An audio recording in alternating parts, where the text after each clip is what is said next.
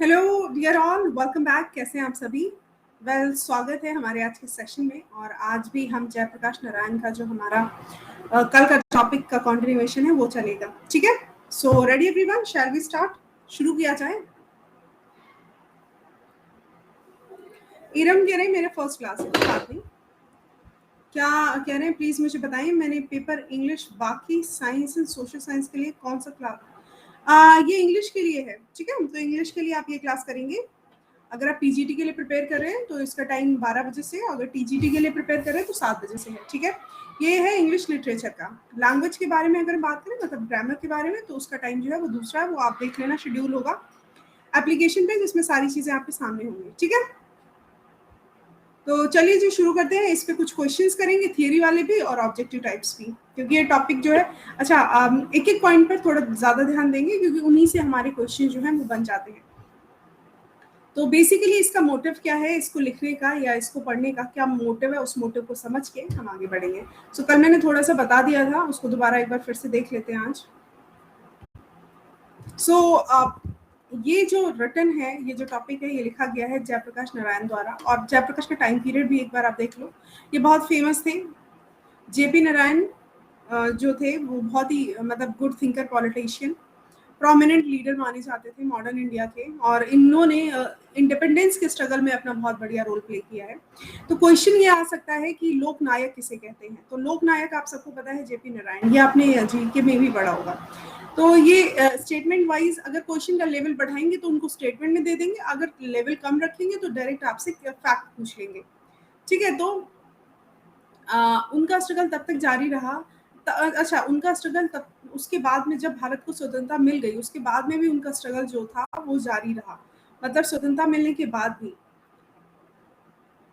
Iram schedule, सीमा पूछी कौन सा ग्रुप है?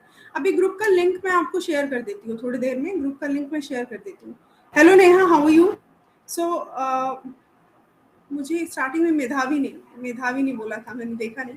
Very good afternoon, very good morning जो भी है, सुरुचि एंड मेधावी एंड ईरम एंड राजेश और ऋतु नारायण। सॉरी, मैंने आप लोगों को अब देखा।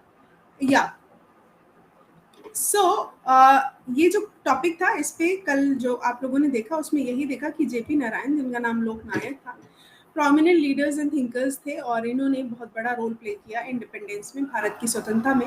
और उनका स्ट्रगल कंटिन्यू रहा जब भारत ने स्वतंत्रता प्राप्त कर ली उसके बाद भी। उसका रीजन ये था कि स्वतंत्रता के बाद भी बहुत सारी ऐसी चीजें थी जिनके बारे में लोग बात नहीं करते थे और उनके बारे में बात होना बहुत जरूरी थी। अब वो चीजें क्या क्या थी वो मैं आपको बताऊंगी। ठीक है, सो अब यहाँ पर लिखा है कि उन्होंने जो है ना स्पेशली मेजर रोल प्ले किया किसमें, सोशलिस्ट एंड सर्वोदय मूवमेंट्स में। अब ये जो मूवमेंट्स थे, इनको ही बाद में जो है, ये जो मूवमेंट थे सोशलिस्ट और सर्वोदय, अगर आपसे पूछा जाए कि ये मूवमेंट्स किसके लिए थे, तो आप कहेंगे कि जो सिविल लिबर्टीज थी उसको दबाने के अगेंस्ट, है ना। सिविल लिबर्टी का मतलब होता है कि जो नागरिकों की जो स्वतंत्रता, जैसे हम लोग हैं, हमारी स्वतंत्रता दबाई जा रही थी। जो इंपीरियलिस्टिक लोग थे उनके द्वारा हमारी स्वतंत्रता दबाई जा रही थी। और इस स्वतंत्रता को, अब जैसे इंपीरियलिज्म में कौन कौन आता था, वहाँ के जो अमीर लोग हैं, कैपिटलिस्ट हैं, जो एलीट क्लास है, और जो आपके मतलब एलीट क्लास हो गया, बुर्जीज हो गया, बुर्जुआ वर्ग जिसको बोलते हैं, ये सब क्या कर रहे थे कि आम नागरिकों की स्वतंत्रता को सप्रेस यानी दबा रहे थे। तो इन्होंने उस चीज को नोटिस किया और सबसे ज्यादा किसानों का एक्सप्लॉयटेशन हो रहा था। तो किसान अब जैसे ये सर्वोदय मूवमेंट और जो समाजवादी मूवमेंट्स थे, ये बाद में आगे चल के जेपी मूवमेंट में तब्दील हो गए। तो ये इसी की बात करते थे कि नागरिक स्वतंत्रता का किसी भी तरीके से हनन ना हो। तो जो मेन चीज है इस टॉपिक की पूरे के पूरे, उसमें ये बता रहे हैं कि कहीं पे सिविल लिबर्टी, और जो सिविल लिबर्टी उसमें सारे लोग आते हैं, जितने भी ऐसे लोग हैं जिनको एक्सप्लॉयटेशन किया गया किसी भी तरीके से, बेसिकली किसान जो है वो उसमें ज्यादा आते हैं, और जो स्लेव वाले जो गरीब लोग हैं वो ज्यादा आते हैं। ठीक है, अच्छा, अब इसी में से लिया गया ये पूरा का पूरा आज का चैप्टर है जो इन्होंने लिखा हुआ है जेपी मूवमेंट के बारे में। तो उसी का वॉल्यूम 2 जो है उसके बारे में पूरा का पूरा टॉपिक जो है वो दिया गया है, जिसपे अलग अलग समस्याओं की बात की जा रही है। तो अब समझ आ गया होगा सर्वोदय मूवमेंट और सोशलिस्ट मूवमेंट किस लिए है, नागरिकों की स्वतंत्रता को दबाने के विरुद्ध किए गए हैं। और ये जेपी मूवमेंट आगे चल के जो है ना, मतलब जो सोशलिस्ट और सर्वोदय मूवमेंट से आगे चल के जेपी मूवमेंट में बदल गए। ठीक है। अच्छा, इनका जो टाइम पीरियड है वो 1974 से 1977 तो नहीं होगा, 77, ये 3-4 साल मतलब चला। इसमें यहाँ पे मिसिंग है कुछ, वो अभी मैं देख के बताती हूँ। अच्छा, अब आगे बढ़ते हैं।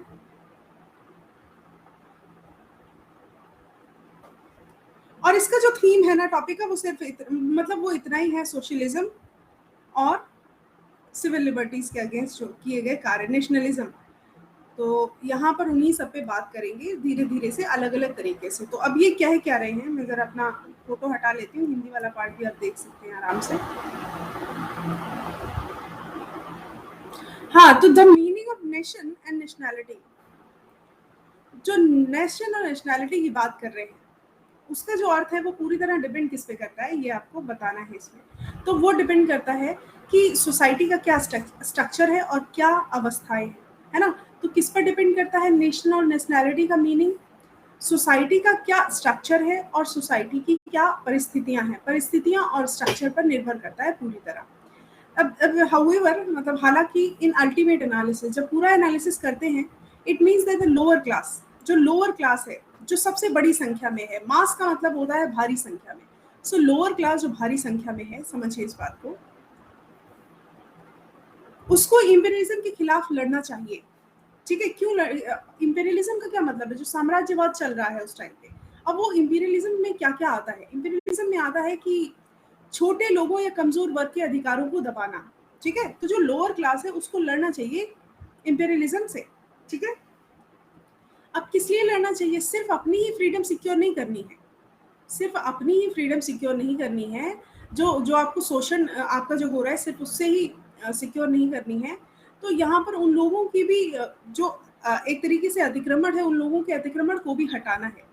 अच्छा, बेसिकली यहाँ पर ये बात कर रहे हैं बुर्जीज की और लैंडेड मैग्नेट्स की, जिनके पास बहुत ज्यादा जमीन है, who themselves do not participate in that fight। तो यहाँ पे ये बोल रहे हैं कि देखो, लोअर क्लास को लड़ना चाहिए, लेकिन इन्हें ये भी पता है कि ये जो ऐसे लोग हैं जो काफी अमीर हैं, वो बिल्कुल भी इसमें पार्टिसिपेट नहीं करेंगे। अब जो पार्टिसिपेट नहीं करेंगे यही मुश्किल है, तो ये चाहते हैं कि सारे लोग पार्टिसिपेट करें, और यूनिटी जो है ये मेंटेन की जा सकती है जब मास कॉन्शियसनेस आए। यहाँ पे मास कॉन्शियसनेस का मतलब है ज्यादा से ज्यादा लोगों का, ज्यादा से ज्यादा लोगों का कॉन्शियसनेस या चैतन्य होना अपने अधिकारों के लिए, राइट। अपने अधिकारों के लिए, अपने राइट्स के लिए ज्यादा से ज्यादा लोगों का चैतन्य होना, कॉन्शियस होना। ये जो इसी इसी बेसिस पे यूनिटी, मतलब इसी बेसिस पे इनके अधिकार मिल सकते हैं, अदरवाइज नहीं मिल सकते। सो इस पूरे के पूरे पैसेज में सिर्फ इतनी बात कही गई है कि जो इनके अधिकार हैं, जो लोअर क्लास का एक्सप्लॉयटेशन हो रहा है, वो तो अपनी लड़ाई लड़ लेंगे, लेकिन हम चाहते हैं कि बाकी के जो वर्ग हैं वो भी लड़ाई लड़े। अगर वो लड़ाई लड़ेंगे, ज्यादातर संख्या में लोग सामने आएंगे, तो उनकी बातें सुनी जाएंगी। बस इतना सा इन्होंने इस पूरे के पूरे पैसेज में डाल दिया है। अच्छा, अब ये बात करते हैं कि हम दो घटनाओं की तुलना करते हैं। व्हाट इज ये, इस क्वेश्चन का कोई मतलब नहीं है अभी यहाँ पे। ये आपको अपने दिमाग से सोचना है कि नेशनल यूनिटी क्या है। जो अभी आपने जस्ट इसके पहले पढ़ा है ना, उसमें इस क्वेश्चन का आंसर है, ना कि इसमें।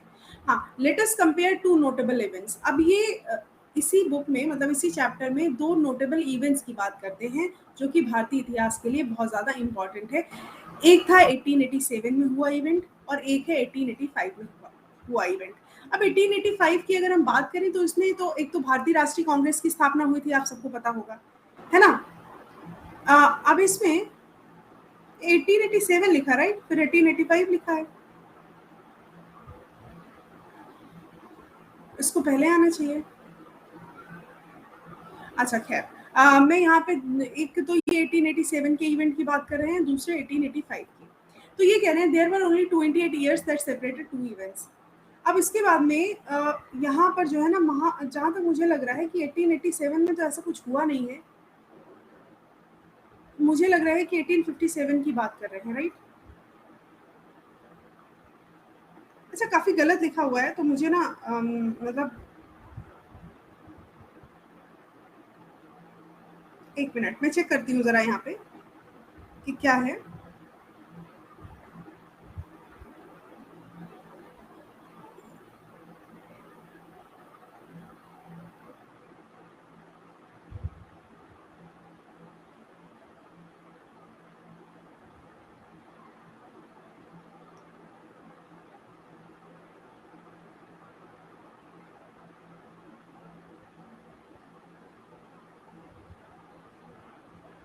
देखो यहाँ पर 1857 है, 1857 का जो युद्ध हुआ था, 1857 का जो स्वतंत्रता संघर्ष है, ये उसकी बात कर रहे हैं, ठीक है।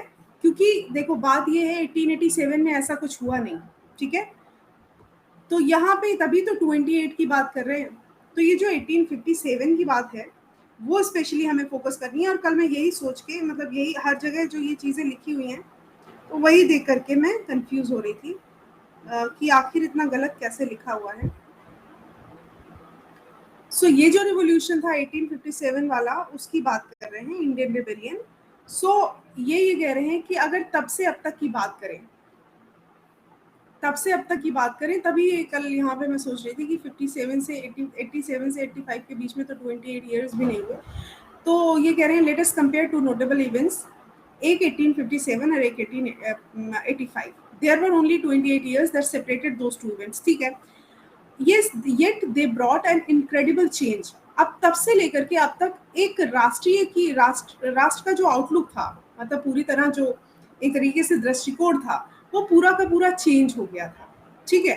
तो एक मतलब अब भारतीय चाह रहे थे कि एक संप्रभु शासन आए। मतलब तब जो थे तब तो लड़ रहे थे अपने एरियाज में, है ना, तब भी वो संघर्ष काफी इंपॉर्टेंट था जिसने सारे लोगों में एक तरीके से राष्ट्रीय चेतना जगाई थी उस टाइम पे।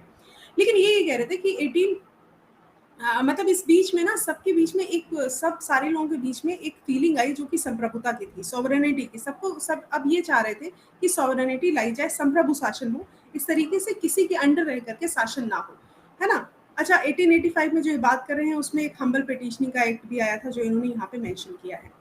सो यहाँ पर दो दो चीजें जो है उनके बीच में कंपेयर किया गया है। और यहाँ पर जिसने हिस्ट्री पढ़ी होगी वो जानते होंगे कि 1857 का जो रिवोल्ट था वो कितना ज्यादा इंपॉर्टेंट था ह्यूमन बीइंग में, एक तरीके से राष्ट्रीय चेतना जगाने के लिए। और उस टाइम के बाद ही सारे लोगों को अवेयर, मतलब सब अवेयर हो गए थे इस चीज के लिए कि नहीं, भारत में एक सॉवरेन गवर्नमेंट होनी चाहिए, मतलब सॉवरेनिटी होनी चाहिए, एक तरीके से डेमोक्रेसी आनी चाहिए। ये सिचुएशन बन गई थी 57 में भी। From a struggle for sovereign power to prayer for a royal commission marks a great change। अब यहाँ पे लिख रहे हैं कि जो sovereign power से जो struggle था उस time, from a struggle for sovereign power, संप्रभु सत्ता से जो struggle था और रॉयल कमीशन से ये कहना कि बदलाव लाओ, ये बहुत ज्यादा इंपॉर्टेंट था। और यही शुरुआत थी the beginning of formulation of India's demand. यहाँ भारतीय मांगों की शुरुआत तभी हुई जब 1857 से 1885 तक की जो चीजें चली और रॉयल कमीशन से यहाँ ब्रिटिश शासन से है, तो उसने एक बहुत बड़ा अंतर क्रिएट किया। इस तरीके के जो रिवोल्ट होते हैं तो ये मानव के मन में, मतलब ह्यूमन बीइंग के मन में ये लेकर के आते हैं कि अब हम जो है कुछ ना कुछ कर सकते हैं अपनी स्वतंत्रता के लिए, ठीक है। If however both 1857 1885 represented national movements, हाँ ये पता है सबको कि वो नेशनल मूवमेंट्स थे। और it is obvious that nationalism means different things and different times. मतलब ये बिल्कुल सही बात है कि जो राष्ट्रवाद है वो अलग चीजों पर, अलग अलग जगहों पर अलग अलग तरीके से आपको समझ में आएगा, मतलब अलग अलग तरीके से आपको मतलब विजिबल होगा कहीं ना कहीं। The differences lies not only in its objectives. जो डिफरेंसेस हैं, जो अंतर हैं दोनों के, मतलब ये जो डिफरेंसेस की बात कर रहे हैं वो सिर्फ इसके उद्देश्य में ही नहीं है, जो मानव की आदतें हैं उनमें भी निहित है। In 1857 feudal chiefs and their soldiers were the nationalist. मतलब अगर 1857 की बात करें, जो सामंतवादी चीफ थे और जो भी सैनिक थे वो राष्ट्रवादी थे। 1885 में 72 गवर्नमेंट सर्वेंट्स, यहाँ पे सर्वेंट्स मिसिंग था, extracted from the middle classes. इतने लोग मिडिल क्लास से बाहर आए, ठीक है, जिसमें थे रिटायर्ड गवर्नमेंट सर्वेंट्स कैडर के भी लोग, राइट। तो बेसिकली जो चेंजेस आए हैं वो ये आए हैं कि यहाँ पे फ्यूडलिस्ट चीफ और सोल्जर्स थे जो नेशनलिस्ट थे, इसके बाद और भी लोग नेशनलिज्म में शामिल हुए। अच्छा ये कह रहे हैं कि जो इंडियन नेशन है, भारतीय राष्ट्र है, वो सबसे मिलके बना हुआ है। सबसे मिलके का मतलब प्रिंसेस से, मतलब प्रिंस जो है ना, राजकुमारों से, इंडस्ट्रियलिस्ट से, जो उद्योगपति हैं, बैंकर्स हैं उनसे, व्यापारी मर्चेंट्स हैं उनसे, पीजेंट्स यानी किसान से, लेबरर से, इन सब से मिलकर बना है, ठीक है। Nationalism does not mean the same thing to all these classes.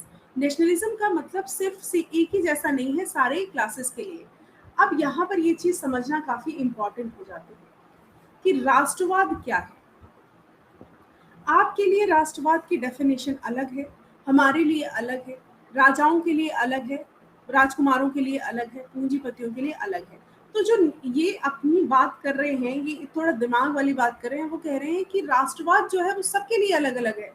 अगर जैसे कोई राजकुमार है, उसके लिए राष्ट्रवाद पता क्या है, उसके लिए नेशनलिटी क्या है, उसके लिए तो ये है ना कि अगर कोई भी युद्ध हुआ उसमें वो जीत जाए और अपनी संप्रभुता प्राप्त कर ले, तो ये उसके लिए एक नेशनलिटी हो गई, वो उसने अपना मतलब अधिकार जो है क्षेत्र उस पर काम करने लग गया। इंडस्ट्रियलिस्ट के लिए कि उसकी इंडस्ट्री अच्छे से चलने लगे और जो है उसके फेवर में सारे लोग आ जाएं और वो पैसे बनाए। वही चीज बैंकर्स के लिए कि बैंक का क्या हो, मतलब जो भी बैंकर्स हैं, जो भी व्यापारी हैं, उनका बेनिफिट ही होना एक पर्टिकुलर एरिया में उनके लिए राष्ट्रवाद है। ये लोक हित में नहीं सोचते हैं।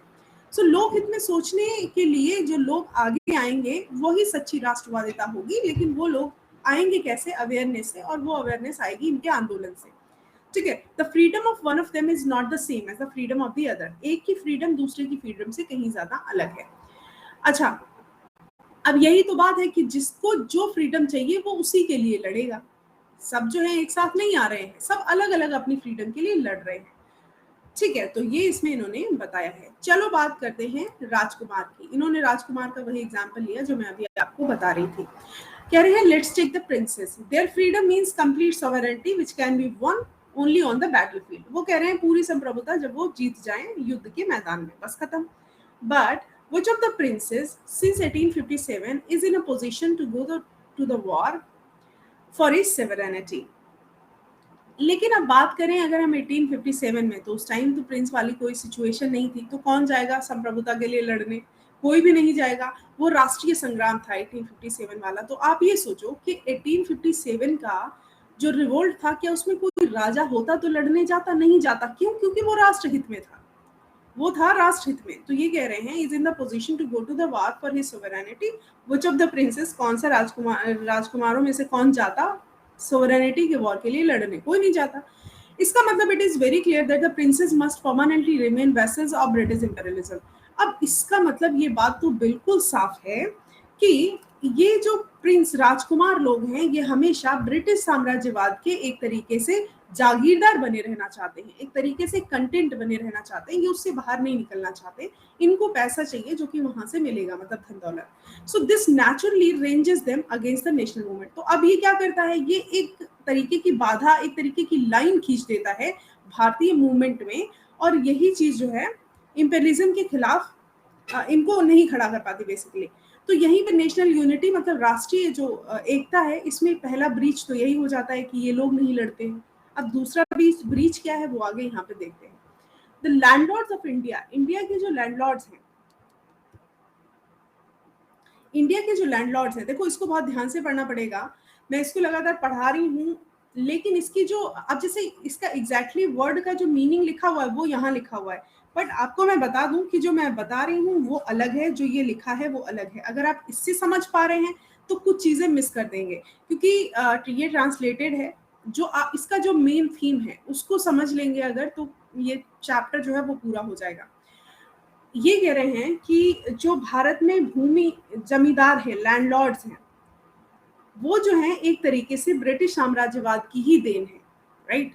क्योंकि ये हमेशा इन्होंने क्या किया, जो भारत के जमींदार हैं उन्होंने ब्रिटिश साम्राज्य को बहुत ज्यादा सपोर्ट किया है। अगर ये सपोर्ट नहीं करते तो उनके पास पैसा कहाँ से आता? तो अब ये उनके लिए इतनी ज्यादा एक तरीके से जागीरदार हैं, उनके इतने ज्यादा लॉयल हैं कि वो उनके अगेंस्ट जा नहीं पाएंगे।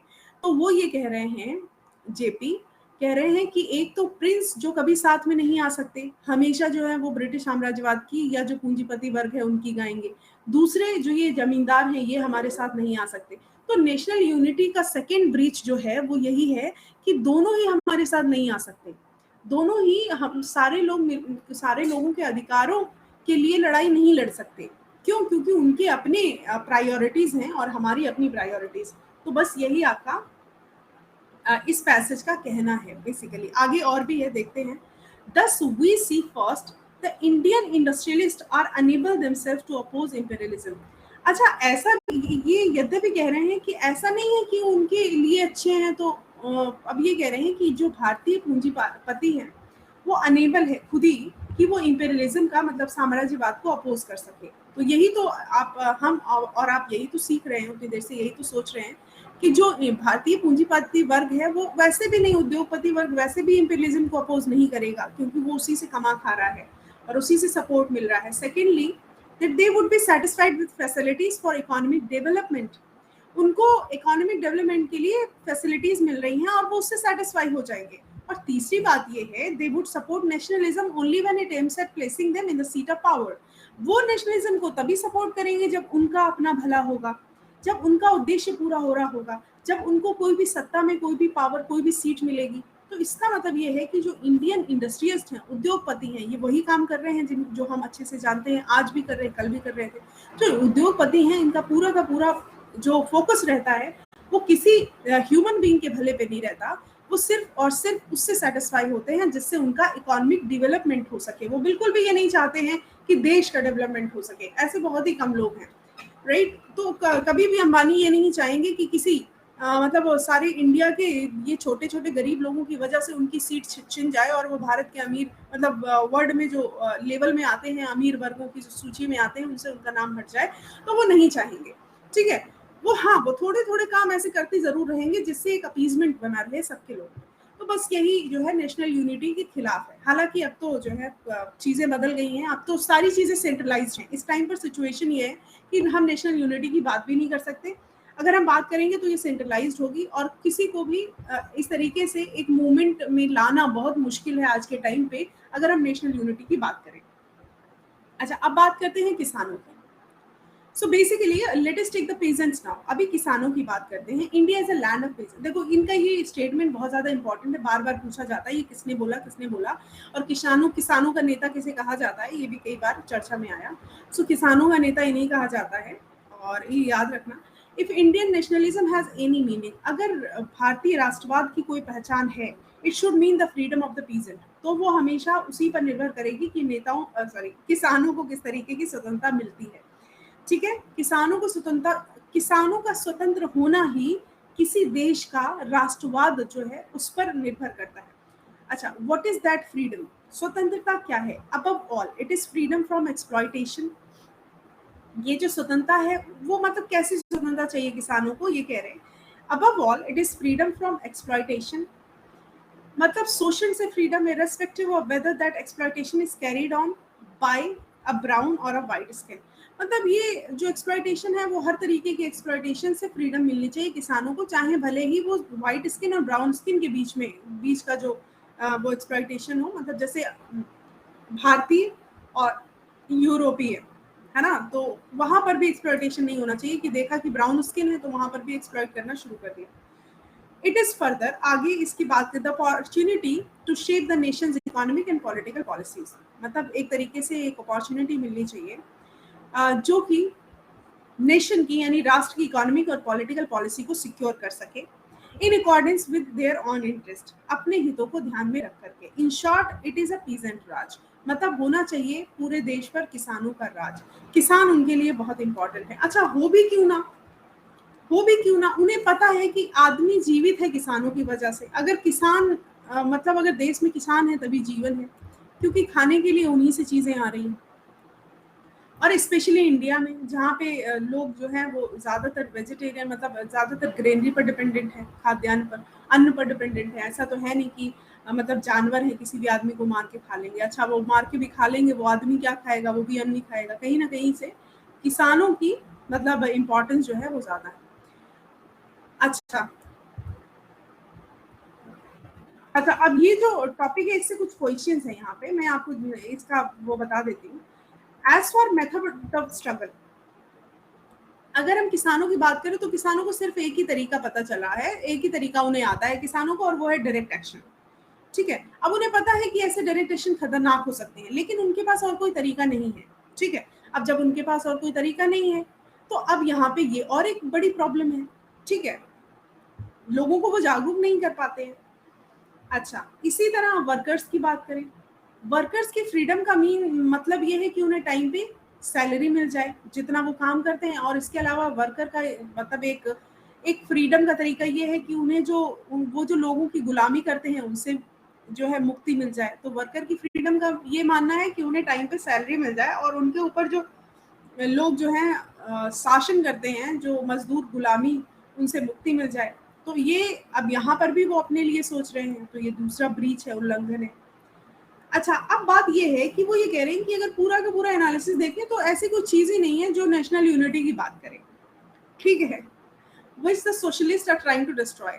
अब कौन से जो सोशलिस्ट हैं वो जिसे नष्ट करने की कोशिश कर रहे हैं, वैसी कोई चीज़ है ही नहीं। Nationalism does not mean the same thing to all. अब कह रहे हैं कि ये इसलिए ऐसा नहीं है क्योंकि सबके लिए तो चीज़ें अलग-अलग हैं।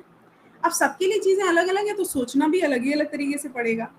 तो कहने का मतलब है कि ये खुद ही कंफ्यूज है। मतलब अगर हम बात करें तो अब इन्होंने कहा कि अब हम ना बेसिक थिंग पर बात करेंगे। जो बेसिक थिंग्स हैं वो सबके लिए एक जैसी हैं। बेसिक थिंग्स का मतलब होता है फंडामेंटल्स। अब फंडामेंटल्स को अच्छा बनाएंगे जिससे कि चीज़ें बेहतर बने। और फंडामेंटल्स के लिए जो भी चीज़ें हमारी आएंगी कंटेंट में, उन पे हम काम करेंगे।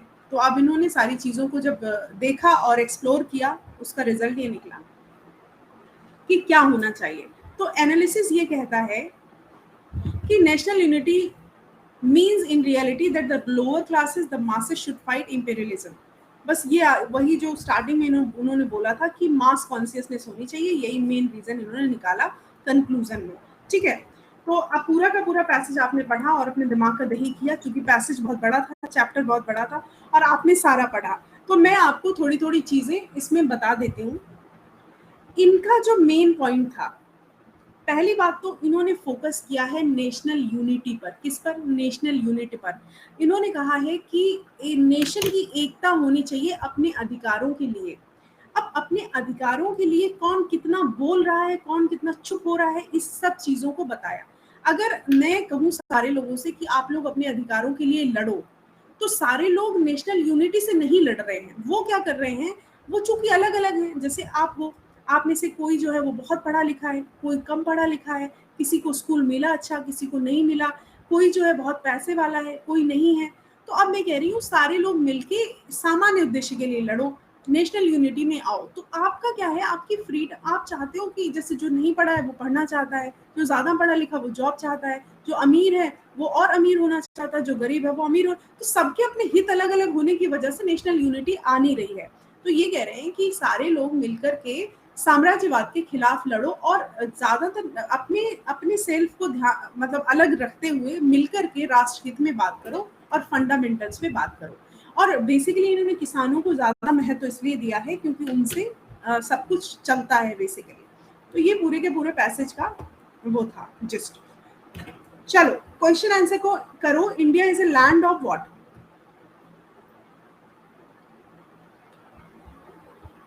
India is a land of, according to Jayaprakash Narayan. बताओ बताओ अभी तो।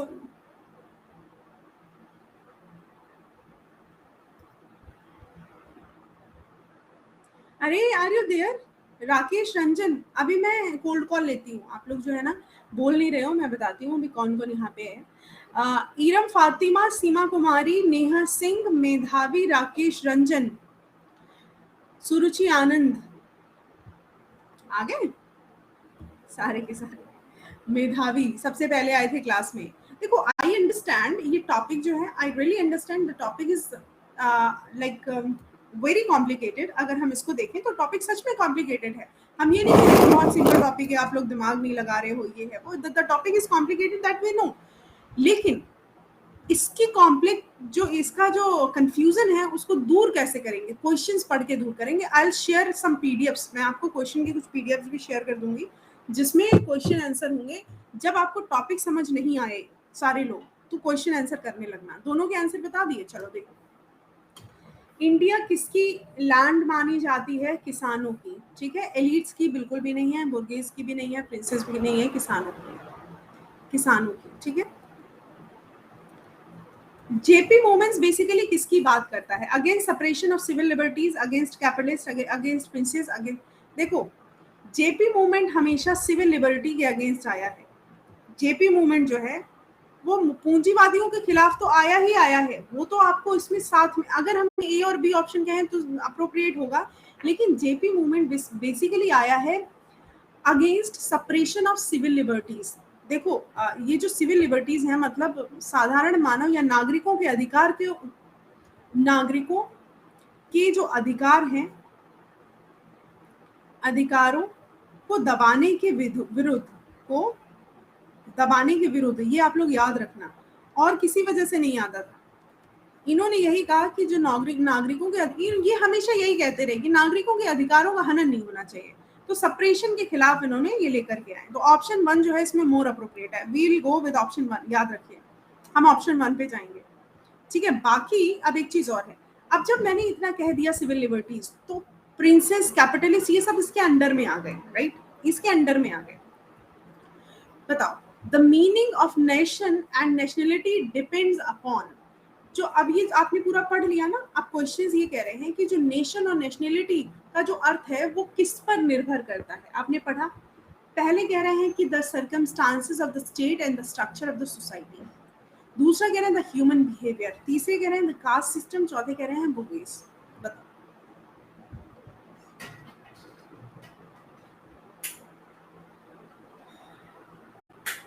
so okay, so it depends the circumstances of a state and the structure of society, right?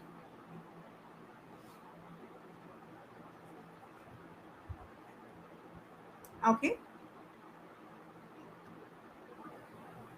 देखो ह्यूमन बिहेवियर पे नहीं, बेसिकली कास्ट सिस्टम में बुगीज नहीं है, the circumstances of the state and the structure of society. Option 1 is correct, यही तो बताया ना स्टार्टिंग में। अच्छा, what is not true about Jayaprakash Narayan the entire speech, what's not true, बताना ट्रू क्या नहीं है।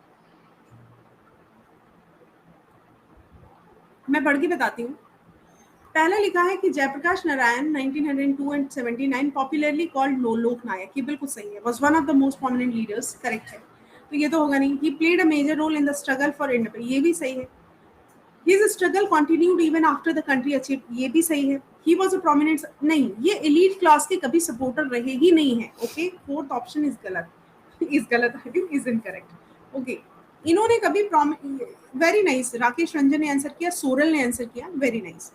सो देखो, अगर आप इसके लेवल को बढ़ाते हैं तो यही लेवल रहेगा। ओके, तो कभी एलीट क्लास का मतलब होता है अमीर वर्ग, अभिजात वर्ग, इसके कभी सपोर्टर रहे ही नहीं है। उन्होंने तो कहा है कि किसान जो है वो, द फ्रीडम ऑफ प्रिंसेस, उस किसका क्या मतलब है, मतलब इसमें ये कह रहे थे कि प्रिंसेस के आधार पर, प्रिंस का प्लूरल प्रिंसेस लिखा है, राजकुमारों, ये राजकुमारी नहीं है, उसके में डबल एस लगता है, राजकुमारों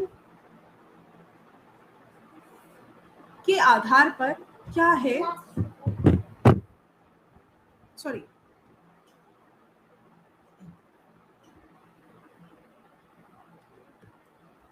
क्या है स्वतंत्रता, बताओ। Secure the rights of human being, complete sovereignty which can be won on the battlefield, या बोथ या नन। देखो, तुम लोगों को जो तुम लोग सॉरी आप लोगों को जो टॉपिक्स अब मैंने करा दिए हैं अभी तक, जैसे ये चैप्टर 9 है आज का, सो 8 चैप्टर्स पे जो जितने भी चीजें मैंने करा दिए हैं, उन चैप्टर्स को एक बार मैं टेस्ट लूंगी, आप उन चैप्टर्स को कर लेना, और मैं 1-2 दिन में टेस्ट लूंगी, जितना भी अभी मैंने कराया है उस पर जो क्वेश्चंस होंगे वो मैं पोल में दूंगी आपको, ठीक है। टेस्ट में सारे क्वेश्चन आंसर्स हम पोल में करेंगे। ओके, सो रिमेंबर दैट, आप सारे चैप्टर्स तैयार करके रखें, मैं आपका जल्दी टेस्ट लेने वाली हूँ।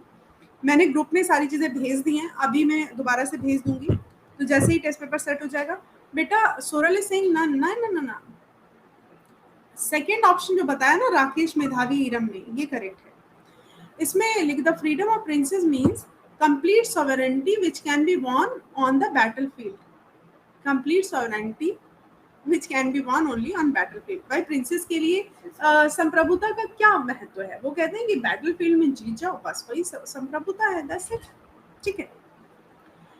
The Indian nation is made up of, जो भारतीय नेशन है वो बना हुआ है किससे, princess, industrialist, bankers, merchants, labourers, only few, मतलब कौन सा ऑप्शन है, बताओ।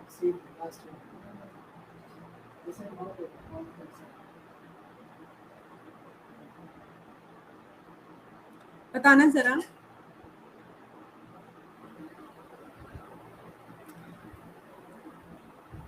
सोरल सही है, अभी से तो पता होगा, जो इंडियन नेशन है वो किससे बना हुआ है? देखो इस पूरे टॉपिक में ये तो बता रहे हैं कि इंडियन नेशन में सब लोग आते हैं। अब उनकी स्वतंत्रता अलग अलग है, उनके हक अलग अलग है, अधिकार अलग अलग है, सोचने की पावर अलग अलग है, वो अलग बात है। लेकिन इंडियन नेशन जो है वो इन्हीं से मिलके बना हुआ है ना। फ्यू एलिट पीपल नहीं बनाते हैं, ठीक है, ये इनसे मिलके बना हुआ है, इनसे मिलके। और इनके साथ साथ पीजेंट्स भी आते हैं इसमें, देखो आ गए पीजेंट्स, किसान भी आ गए इसमें।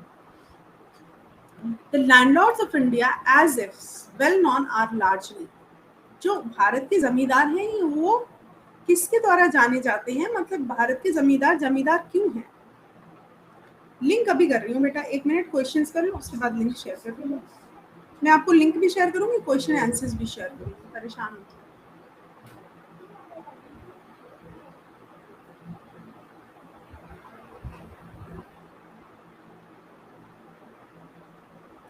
यस, तो इंडियन लैंडलॉर्ड्स की जो भी बात हो रही है, they talk about the creation of British imperialism, इसकी बात करते हैं, ठीक है।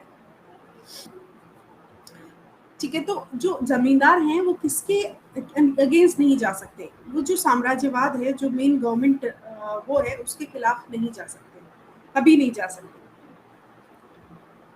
अच्छा, the unity can be maintained only, जो जो एकता है, जो नेशनल यूनिटी की बात कर रहे हैं, ध्यान देना, जो नेशनल यूनिटी की बात कर रहे हैं उसकी अगर हम बात करें तो can be maintain only at the cost of war, a few intellectuals, mass consciousness, both और नन। देखो जो नेशनल यूनिटी है, जो राष्ट्रीय एकता है, अगर हम उसकी बात करें तो बेसिकली ये डिपेंड करेगी किस पे, मास कॉन्शियसनेस पर। और ये बहुत इंपॉर्टेंट क्वेश्चन है, ठीक है। तो यूनिटी मतलब इस टॉपिक के अकॉर्डिंग, अच्छा जो भी चीज आपको जो क्वेश्चन पूछा जाएगा वो डायरेक्ट नहीं, वो उसका रेफरेंस आपको देंगे। जैसे ये पूछा गया है तो इसमें पूरी चीज पूछी जाएगी कि अकॉर्डिंग टू जेपी जयप्रकाश नारायणन, और उसके बाद में पूरा पूछा जाएगा द टॉपिक नेशन नेशनैलिटी, उसमें जो लिखा हुआ है उसके हिसाब से क्या कहा गया है। तो मतलब ये कभी नहीं होगा कि आपको विदाउट रेफरेंस कोई भी चीज ऐसे डायरेक्ट पूछ दी जाए, बिकॉज माइंड में जब कोई रेफरेंस होगा नहीं, कोई कॉन्टेक्स्ट होगा नहीं, तो हम कैसे क्या करेंगे, कुछ नहीं कर सकते। तो इसीलिए ये मत सोचना कि अचानक से ऐसे कहाँ से हमें याद आएगा।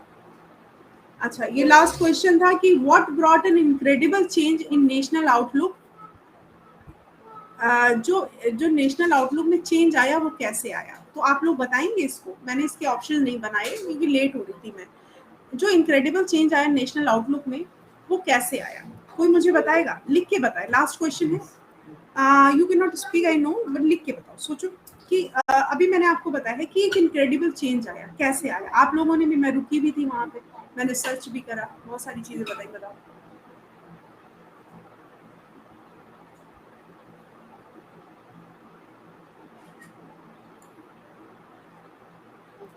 वो जो 1857 का रिवोल्ट हुआ था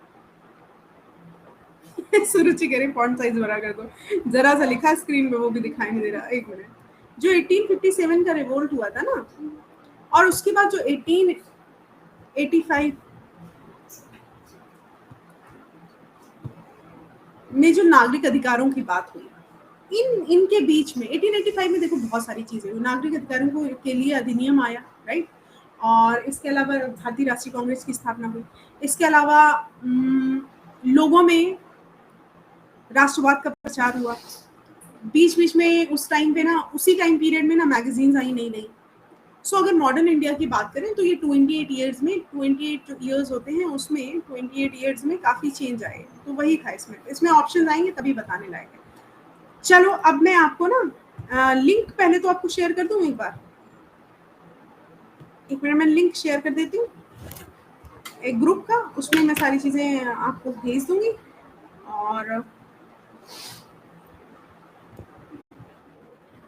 और टीचर शेयर करते हैं लिंक, पता चला मैं शेयर कर दूं बाद में मेरे ऊपर फाइन पड़ जाएगा। अच्छा, डन डन, आज के टॉपिक जो है वो डन है। उसके कुछ क्वेश्चंस हैं वो जो मैं अभी आपको भेज रही हूँ।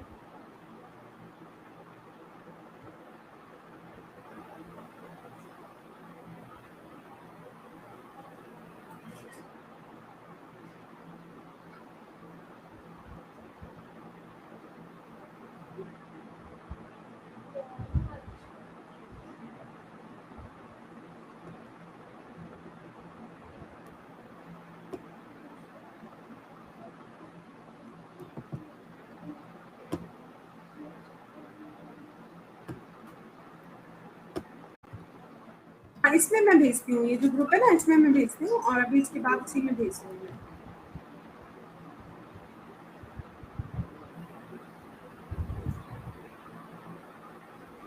Okay guys, bye bye, take care, मिलते हैं in the next session with the other topic.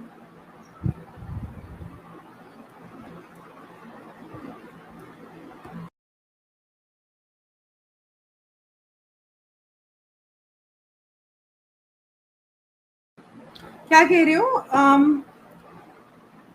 हाँ, थोड़े से क्वेश्चंस इधर-उधर से बन सकते हैं।